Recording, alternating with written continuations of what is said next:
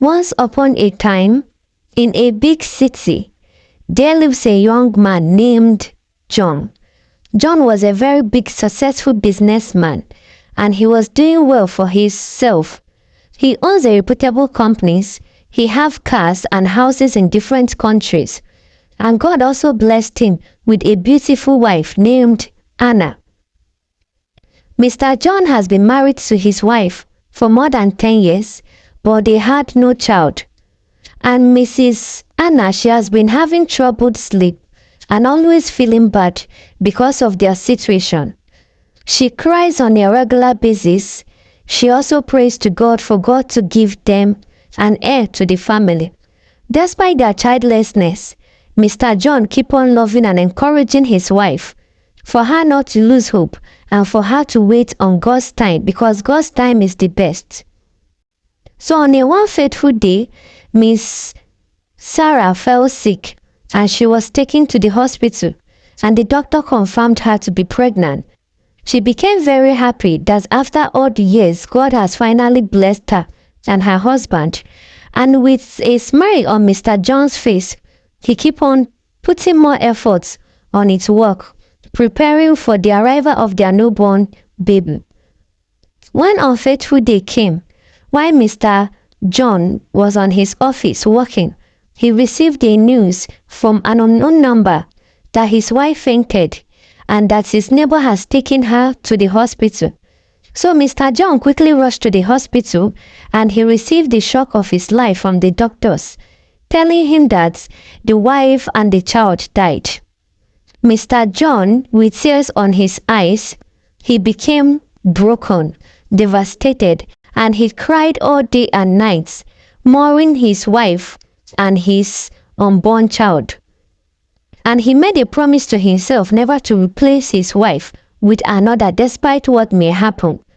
After 15 years of the death of his wife and that of his unborn child, he encouraged himself to take a step in life because he has always wanted to be a father, but life has not given him the opportunity to have a child of his own.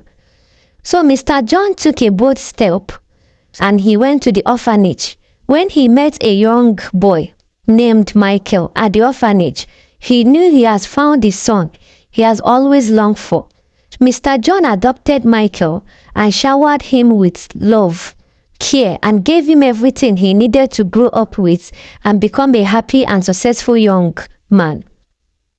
Mr. John gave Michael all the best things that a loving father would give to his child. He went to the best school in town, wearing the best clothes.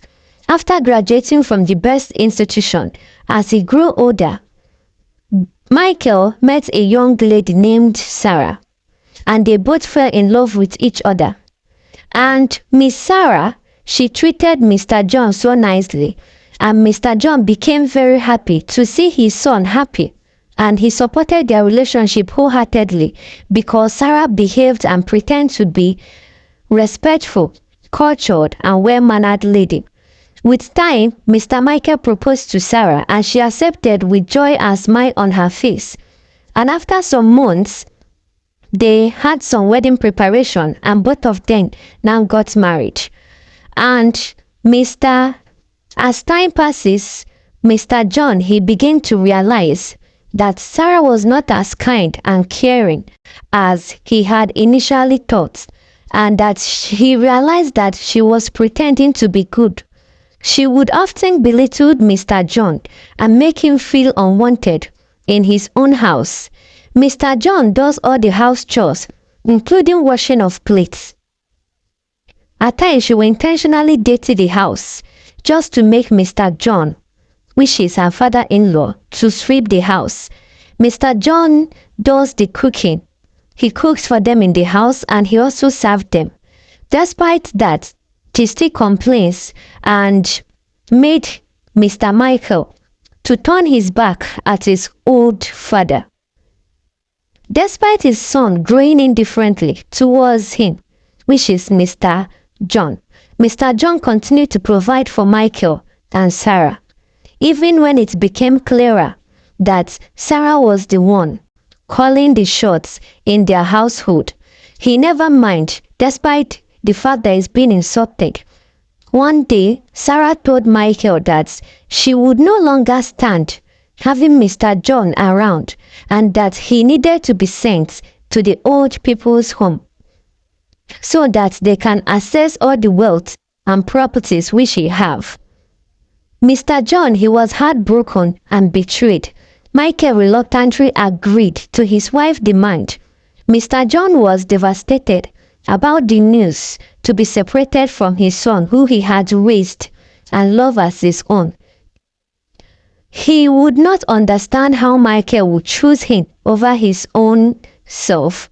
As they got to the old people's home, Mr. Michael, he was very surprised how the priest in the nursing home knew his father.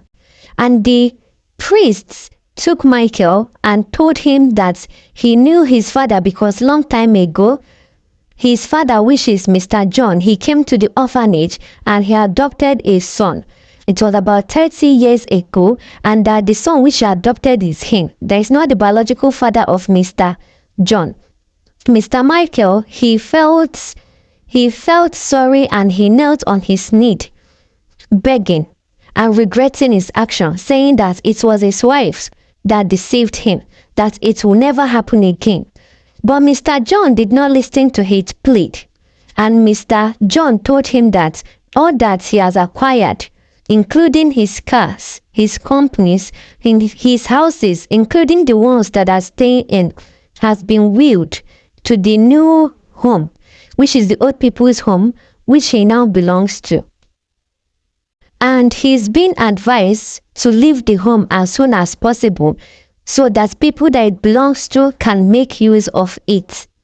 Mr. Michael, with tears on his eyes, he packed out of the house and they became homeless.